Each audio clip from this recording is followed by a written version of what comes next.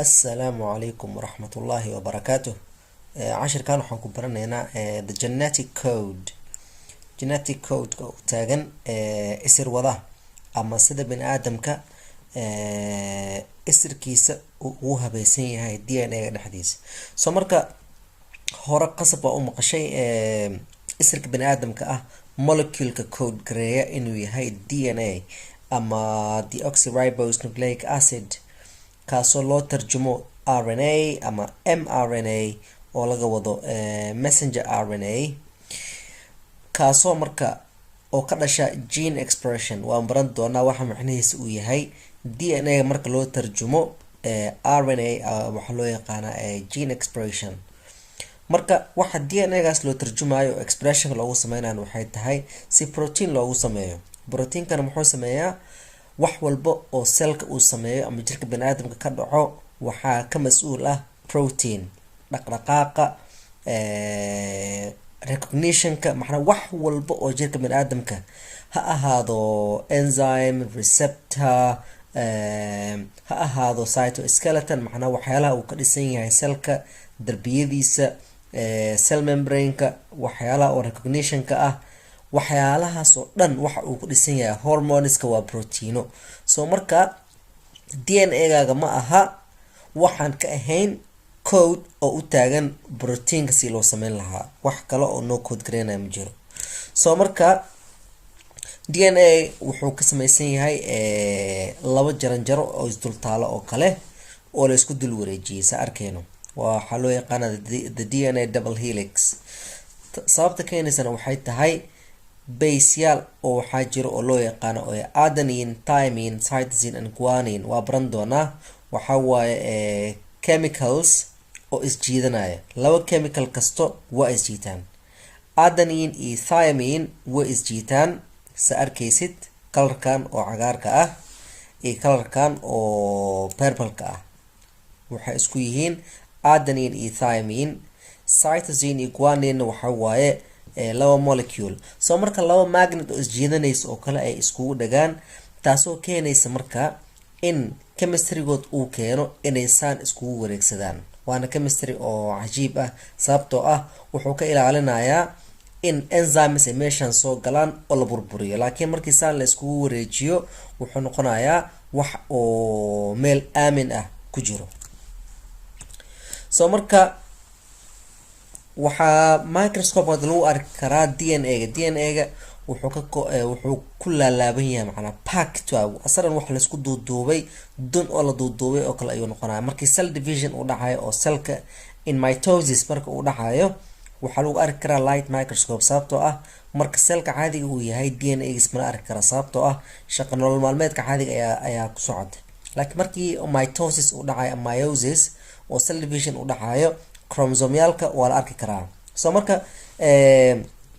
qof walba oo bani'aadam wuxuu leeyahay 23 pair oo chromosome ama 46 chromosome haddii hal u xisaabisid hal oo aabaha ka dhaxashay iyo hal hooyada ka dhaxashay chromosome 1 wuxuu ka kooban yahay 2 macnaha halkii aabaha halkii hooyada 3 4 5 arkaysid chromosome marka ugu dambeeyo oo 23 ah haddii qof dumar ay tahay waxay haysataa 2 oo XX haddii qofka rag uu yahayna XY sababtoo ah hooyada mar walbo ama qofka dumarka mar walbo waxay leedahay XX chromosome laakiin ninka ragga wuxuu leeyahay X and Y haddii marka aabaha oo chromosome macna gametka oo fertilization sameynaya haddii Y macna uu fertilization sameeyo wuxuu noqonayaa wiil haddii gametka chromosome ku jira uu yahayna X waxay noqonaysaa gabar waxa dhalanayo soo marka muhiim waay marka DNA-ga inaad ogaatid in uu laalaaban yahay markaan oo chromosome-ka laakiin sida kale ma la arki kara sababta uu furfuran yahay waxaa lagu sameynayaa transcription iyo translation soo marka DNA waxaan hor usoo sheegnay wuxuu ku direeyaa proteinada waa sharciga macnaa constitutionka asaasiga ah oo bini'aadamka ay DNA-ga yahay sababtoo ah haddii code-kan uusan jiri lahayn nolol ma jiri lahayn saa hor usoo sheegnay wuxuu noqon karaa marka autosomal waxaa loo yaqaanaa koromosoomyadan oo aan ahayn sex chromosome waxaa loo yaqaanaa x and y macnaha kuwa oo hooyo aan dhehe rag ama dumar ah oo x and y ga ah waxaa loo yaqaanaa sex chromosome. laakiin kuwan kale oo chromosome 1 ilaa chromosome 2 waxaa loo yaqaanaa autosomal. marka DNA waxaa kala jiro oo mitochondria ku jiro asaga dhan oo laakiin wax yar ah. DNA gaas waxaa la iskaga dhaxlaa dhanka hooyada oo kaliya. haddii DNA gaaga oo mitochondria laga baaro isirkaaga oo gadaal loo raaco ilaa qoftii ugu horeysay ee ayeeya ku ahayd ugu dambeyska ayuu tagayaa. laakiin aabbo DNA giisa ma laga helayo mitochondria. waana cajiib, dhaxal oo specific u ah waay dhanka hooyada oo kaliya bas laga tixraaci karo. laakiin aabaha waxa waa DNA gan oo autosomalka ah iyo XY ayaa laga heli karaa. marka saan hor usoo sheegin DNA ga waxa waaye helical structure ama sida oo laba jaranjaro oo la isku laalaabay oo kale ayuu noqonayaa. ama macnaha sababta keenaysan saan hor usoo sheegnay waxay tahay chemical macnaha hydrogen bonding waxa loo yaqaan. hydrogen bonding waxa waaye chemical isoo jiidanayo oxygen iyo hydrogen haddii meel isku arkaan waa isoo jiidanayaan sida magnet oo kale ay iskugu dhigayaan. marka base pairska oo DNA ga aan soo sheegnay oo adenine iyo guanine iyo cytosine iyo thymine ayaa waxay keenaysaa inay saas sida magnet oo kale isku soo jiitaan. marka oo chemical reaction uu ku dhaco isku dhagdhagaan waxay sameynayaan wax dheer oo loo yaqaano nucleotide polymer. waa arki doonaa marka hadda mid example ah. marka intaana u gudbin waxaan soo sheegnay in baseska ay isqabsadaan. adenine waa kan waxaa waaye guanine, kan waxaa waaye cytosine, kan waxaa waaye uracilka ma ku jiro DNA ga wuxuu ku jiraa RNA laakiin waa aada iskugu dhow yihiin shakligiisa iyo thymine. marka kuwan oo halka ringiga ah waxaa loo yaqaanaa pyrimidines. kuwan oo labada ringiga ah waxaa loo yaqaanaa purines. baseskan marka oo noqon kara adenine ama guanine ama cytosine ama uracil ama thymine meeshan bluega ayaa u taagan oo base ku qoran tahay. mar walba waxaa ku dhegsan pentose sugar macnaha sugar oo 5 element ka kooban macnaha 5 constituent ka kooban oo noqon karo ribose haddii labo oo hydroxyl group ah haddii position 2 iyo 3 ay ku dhegsan yihiin waxaa loo yaqaanaa ribose. kelmadda RNA na meeshay ka imaatay waa DNA hadaa fiirsita hadda waxaa loo yaqaanaa deoxyribose nucleic acid. sababtana waxay tahay waxaa ka maqan OH. RNA waxaa loo yaqaanaa ribose nucleic acid sababtoo ah hydroxyl groupkan ayuu meeshan ku leeyahay. markii oxygenta meesha laga saaro ayaa wuxuu noqonayaa deoxyribose nucleic acid. DNA ga saas uu taagan yahay. marka waa oxygentan oo ku jirta oo ribose ah iyo oxygen oo ka maqan oo deoxyribose noqonaya. so marka baseka iyo sugarka kaligiisa waxaa loo yaqaanaa nucleoside. haddii baseka iyo sugarka kaligiisa isku dhegsan yihiin waxaa loo yaqaanaa nucleoside. haddii laakiin oo phosphate group aa ku dartid nucleotide ayuu noqonayaa. farqiga u dhexeeya nucleoside iyo nucleotide waa base sugar kaligood nucleoside. haddii base sugar iyo phosphate isku darsan yahayne wuxuu noqonayaa nucleotide monophosphate ama nucleotide diphosphate haddii laba phosphate uu ku xiran yahay ama nucleotide triphosphate macnaha oo 3 phosphate uu ku xiran yahay. marka nucleotide triphosphate ayaa wuxuu yahay basic structure oo DNA ga ah.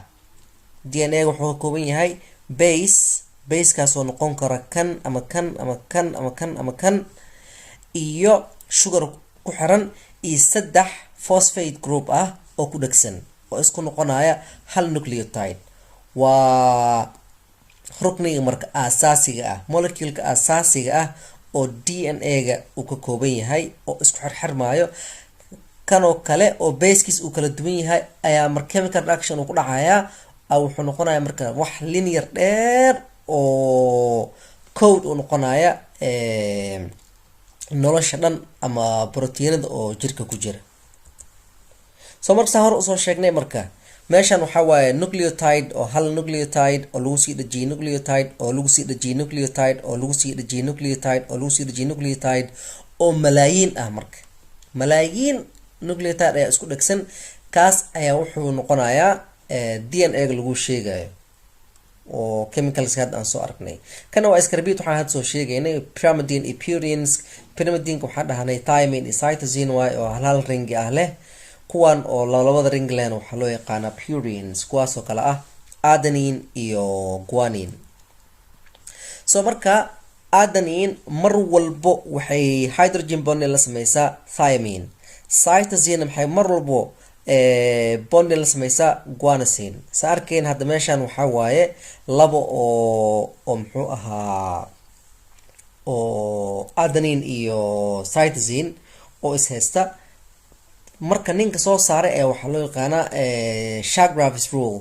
ninkan Francis Crick iyo Watson ayaa intaysan DNA-ga oo macnaa shakligiisa oo double helix aysan discovery ku sameynin, ayaa ninkan oo Shagraf la wuxuu arkay in mar walbo inta haddii sel macnaa oo lysis lagu sameeyo oo la baaro inta adenine ku jirto iyo thymine-ka mar walba inuu isla eg yahay, cytosine-ka iyo guanosine-ka inuu isla eg yahay.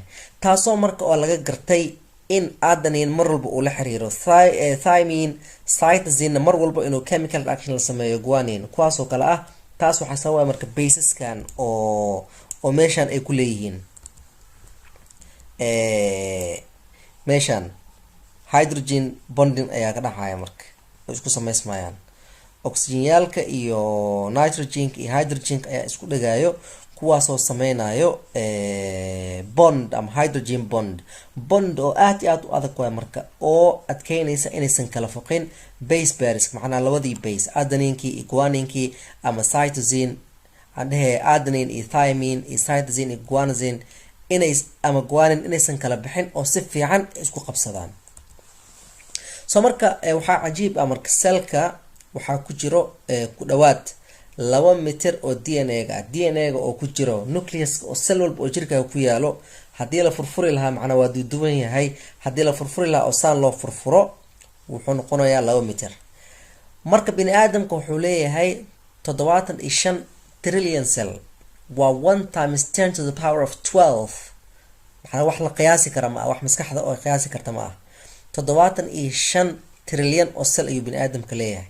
so marka halahaas 5 trillion haddii lagu dhufto 2 mitir oo DNA-ga ah, dherarkiisa wuxuu gaarayaa in qof uu ka baxo. macnaa DNA-ga haddii macnaa oo la taago oo ilaa qoraxda la gaarsiiyo 400 jeer ayaa qofka ugu tagi karaa, macnaa masaafadaas ay dherarkiisa gaaraysaa.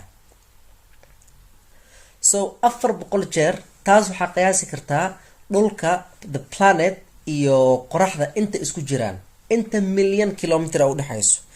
DNA-ga oo kugu jiro marka haddii la furfuro oo la taago ilaa oo qoraxda la gaarsiiyo 400 jeer ayaa tagi kartaa. taas waxay ku sheegaysaa marka complexity-ga ay leedahay. macnaa complexity marka oo la duuduubo sa arkaysid DNA-ga oo furfuran waaye, waxaa lagu duuduubaa proteinkan loo yaqaano histoneka markii la duuduubo asana waa la isku duuduubaa. saan ayaa kan marka saan ah oo solenoid loo yaqaano asana waa la isku duuduubaa, wuxuu noqonayaa sidan.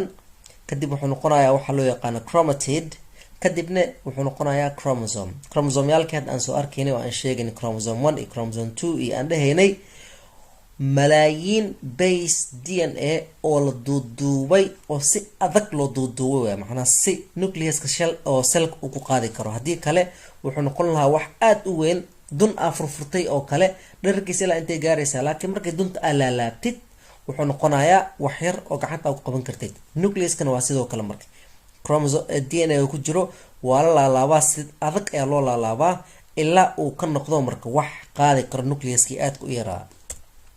so marka aysan hore usoo sheegnay marka waxaan dhahnay nucleotidalkaas oo la xiriiray ayaa waxay yihiin waxaan DNA leeyahay waa adenine cytosine thymine cytosine adenine cytosine guanosine iyo waa soconaya forever malaayiin base waay macnaa oo u taagan DNA genekii so markii gene la rabo in la tarjumo oo loo bedelo RNA qaybtan hore oo gaduudka ah ayaa waxaa target gareynayso enzyme kaasoo loo yaqaano promoter sequence kaasoo la xiriira tata gene la yiraahdo macnaa baawurkii tata oo kale ku xasuusan kartaa baska oo company tata uu sameeyo oo kale hadaa hilmaamaysid marka tata meel walba oo gene-ka ah hortiisa ayuu yaalaa inta uusan bilaabanin macnaha qaybtan waa waxa waaye qaybta la rabo in la tarjumo oo buluuga ah marka qaybta buluuga ah oo la tarjumi rabo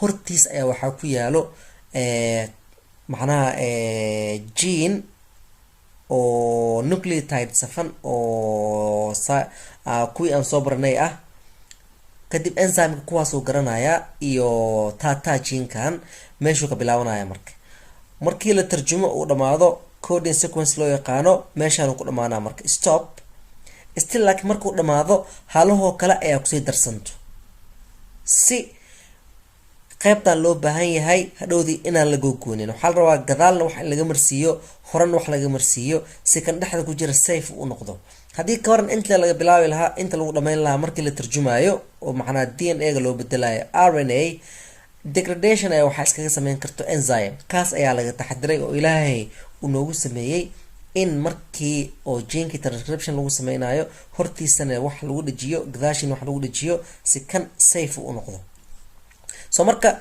waxaan transcription factors ko enzyme-ka ay waxay ka yimaadaan cytosolka promoter sequence-gan ay ku xirtaan kadibna gene saasa loo tarjumaa tata gene-kaas ilaa oo meeshan oo stop-ka ah uu ku dhamaado so martan waa saan hor usoo sheegnay transcription-ka waxaa uu ka dhex dhacaa nucleus-ka dhexdiisa kelmadda transcription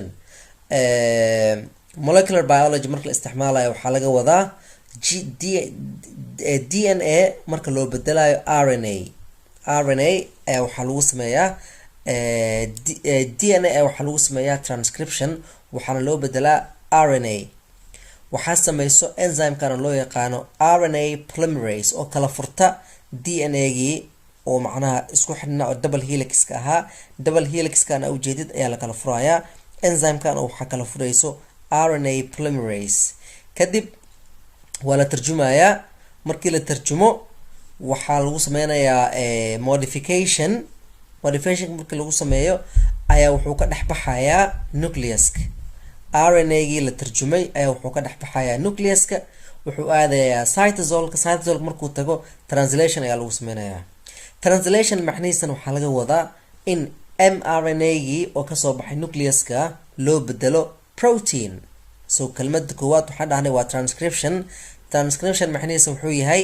DNA oo loo bedelo RNA translation waxaa waaye RNA ama mRNA oo loo bedelo protein so marka waa iska ereyo oo semantic ah oo molecular biology la isticmaalo oo muhiim ay tahay marka in oo iska ogaatid marka RNA asan wuxuu saan hor usoo sheegnay wuxuu aad ugu dhow yahay shakligiisa sida oo nucleotide oo DNA oo kale basekiisa saan waaye bas meeshan oo position 2 carbon-kan ayaa wuxuu ku leeyahay hydroxyl group hadda xasuusan tahay DNA-ga meeshan wuxuu ku leeyahay hydrogen oo kaliya laakiin RNA-ga wuxuu leeyahay hydroxyl group that's why R saas u taagan yahay macnaa ribose ayaa lahaa haddii oo inta oo hydroxyl group uu yahay ribose ayaa lahaa haddii inta H kaligiis uu yahay oo oxygentan laga saarane deoxy macnaa oxygen la-aan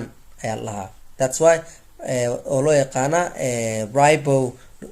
ribose nucleic acid iyo deoxy ribose nucleic acid meeshay kasoo xadmar magacyadaas saan usoo sheegnay waxaa waaye DNA-ga adenine mar walba waxay la xiriirtaa thymine laakiin RNA waxaa waaye adenine iyo uracil waaye RNA ma lahan thymine marka wuxuu noqonayaa adenine thymine guanosine iyo cytosine isbedelayaan, guanosine cytosine la ahaanayaan.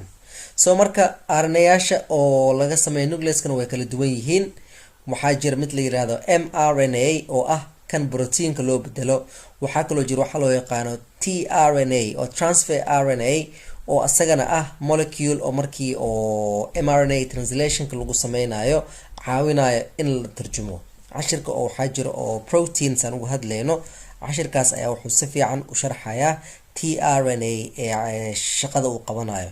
waxaa kaloo jira ribosomal RNA ama rRNA oo asana ah ribosomka RNA ka samaysan oo laga soo sameeyo meesha nucleoluska oo nucleuska ku dhex yaalo. marka waa badan yahay, marka waxyaalo badan waaye. molecular biology waxa waaye subject aad iyo aad u weyn, laakiin marka sa hore usoo sheegnay, marka DNA-ga waxaa loo tarjumaa ama transcription loogu sameeyaa RNA polymerase enzymekaas la yiraahdo. ayadan replication waxay ku sameysaa DNA-ga oo u bedesho RNA.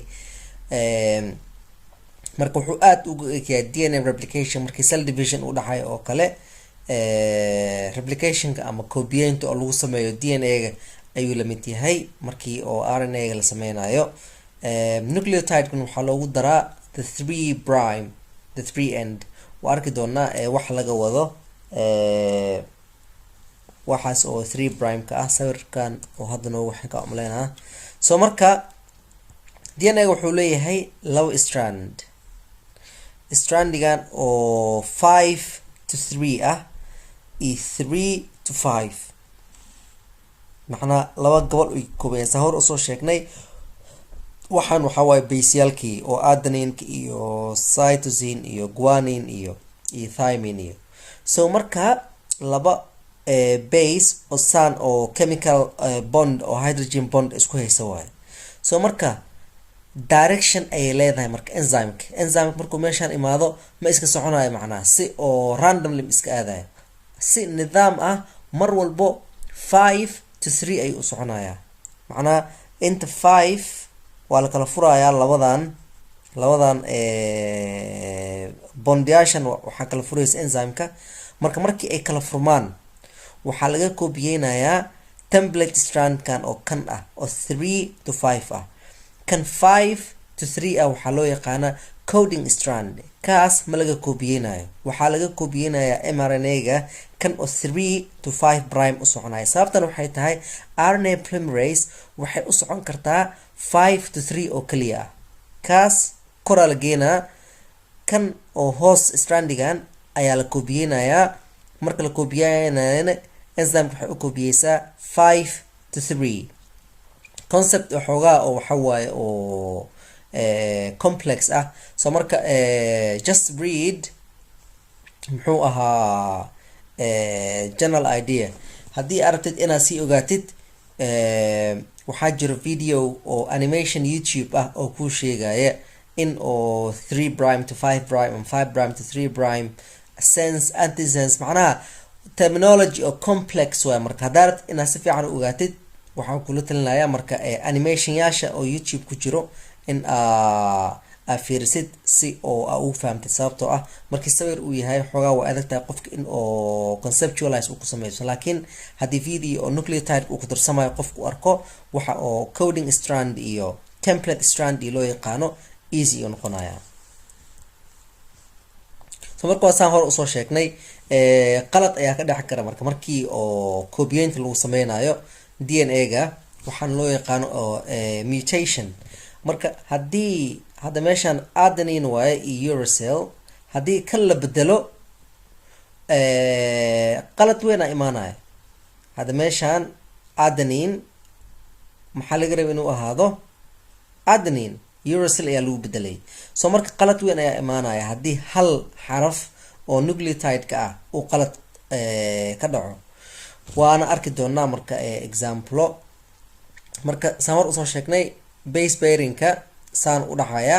markii oo translationka la sameeyana kadib waxaa la sameynayaa gene splicing. gene splicing wuxuu yahay markii DNA-ga la tarjumo oo laga dhigo mRNA inta uusan kasoo bixin nucleuska ka hor. waxa waaye waa wax dheer mRNA oo waxa waaye oo linear oo dheer oo ay ku jiraan wax loo yaqaano exon iyo intron. Exonka waxa waaye waxa soo bixi doona ee noqon doona protein loo tarjumi doono. Intronka wuxuu ku hari doonaa nucleuska banaanka selka marka soo baxayo. sababtan waxay tahay diversity ayuu sameynaya. exonyaasha ayaa qaabyo badan oo kala duwan waxaa laiskugu xirxiri karaa oo sameynayo proteino kala duwan. soo marka inta uusan soo bixin ka hor ogow in mRNA-ga modification macnaa post transcription modification ayaa lahaa. waxaa lagu sameynaya modification kadib kan saxda ah ee targetka ah oo enzymeyaal kale ee regulation ku sameeyaan ayaa banaanka usoo baxo nucleuska banaankiisa kaasoo ribosomeka u tarjumo protein. soo marka qaladaad badan ayaa dhexi kara marka oo DNA-ga ka dhexi karo oo loo yaqaano magacyadan badan: missense mutation, nonsense mutation, deletion mutation, insertion mutation, frameshift mutation, duplication mutation, repeat expansion mutation. missense wuxuu yahay marka hal xaraf in uu bedelmo, hal xaraf oo aadanin meel aheyd oo kale haddii loo bedelo cytosine waa isbedelaya macnaha mRNA-ga oo laga tarjumi doonan waa isbedelayaa. proteinka oo hadhowdii laga bedel oo soo bixi doonane waxaa laga yaabaa inuu noqdo protein aan waxba shaqeyneynin oo hooshii loogu talagalay aan qabaneynin. nonsense waxaa waaye protein codinka macnaha oo uu soo galayo xaraf oo stop proteinka hadduu ahaa for example 100 nucleotide oo kale oo soo konton maraya oo stop sign oo soo gasho oo change waxaa soo baxaya protein oo aan kaamil ahayn. deletion in qayb ka mid ah uu tirtirmo. insertion waxaan ku jirin inuu kusoo darsamo. frameshift in uu isbedel macna nucleotide-yaasha oo tarjumaanka lagu sameynaya inuu isbedelo. insertion iyo deletion kulligood waxay noqon karaan frameshift sababtoo ah hadhowdii nucleotide-ka transfer RNA-ga oo tarjumaada ku sameynayo ayaa wuxuu noqonayaa amino acid oo different ah markii oo protein loo tarjumayo. duplication in oo koobiyaal badan lasoo geliyo.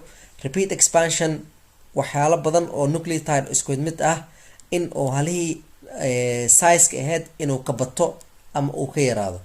soo markasta arkaysid waxaanoo dhan take home message waxaa waaye oo muhiimadiisa ay tahay inaa ogaatid in haddii nucleotide-ka macnaha oo sequencing oo DNA-ga haddii mutation uu ku dhaco, mutationkaas oo ah qalad ama in oo macnaha oo change isbedel hadduu ku dhaco oo qalad uu dhaco oona la sixi waayo in natiijada ka dhalanaysa ay noqon karto natiijo oo catastrophic ah. waxaan arki doonaa example cuduro badan waxaa jiro oo sabab u tahay deletion ama insertion ama point mutation yaal. kaasoo waxaa ka mid ah cudurkan oo loo yaqaano cystic fibrosis. hal nucleotide bes ayaa different ah oo hal boos ka bedelantay wuxuu keenay cudurkan halista ah oo dadka oo dhibaato weyn u geeya. sickle cell anemia waxaa sabab u ah point mutation. tay-sachs waxaa sabab u ah cudur oo aada u xun waayo oo neurodegenerative ah. haddii tay-sachs disease aad ku qortid YouTube waxaa arkaysa ilmo badan oo aad iyo aad u xanuunsan oo macnaha dhibaato weyn ayagoo yarar oo badankood aan gaaraynin oo dhaqso ay dhimanayaan. phenylketonuria ayaa lamid ah phenylalanine qofkii in oo metabolism uu ku sameyn waayo. dadka qaar oo kalarka indhahood aysan arkeynin oo indhoola ah. cudurkan oo asagana aadka halis ku ah loo yaqaano neurofibromatosis oo qofka nabro waaweyn wejiga ay kaga soo baxaan oo maskaxdiisana neuronskiisa oo neurodegenerative ay ku dhacdo. marka waxaanu dhan marka waxaa sabab u ah markaa fiirsa DNA-ga hadda oo malaayiinta oo gene oo AATTGC oo ay ku qoran tahay waxaa umaleynaysaa macnaa wax oo nonsense oo qiimo weyn aan sameyneynin oo wax hadii laskaga bedeli karo. laakiin hal xaraf adenine oo lagu bedelay cytosine ama guanine oo lagu bedelay muxuu ahaa thymine ayaa waxaa ka dhalan karo in qofkii bini aadamka ahaa dhibaatadan ay ku dhalato. hadda sahar usoo sheegnay oo YouTube search ah dhahdid cystic fibrosis, sickle cell anemia, tay-sachs waxaa arkaysaa dad bini aadam oo cuduradan ay hayso. waxaana arkaysaa marka dhibaatada iyo sufferingka oo dadkaas ay ku sugan yihiin. taas marka waxaa appreciation maxnaa ay ku tusaysaa waxa weyn importantiga uu yahay marka in oo aysan isbedelin oo sequencega DNA-ga oo si sax u ahaado si RNA oo sax loogu tarjumo RNA-ga saxda ahaana si loogu tarjumo protein shaqeynaya. cudurkan cystic fibrosis hadda protein yar oo ion channel ah waayo oo aan shaqeyneynin. sickle cell anemia waxa waaye hemoglobinkii ayaa enzyme ka maqan oo aan shaqeyneynin.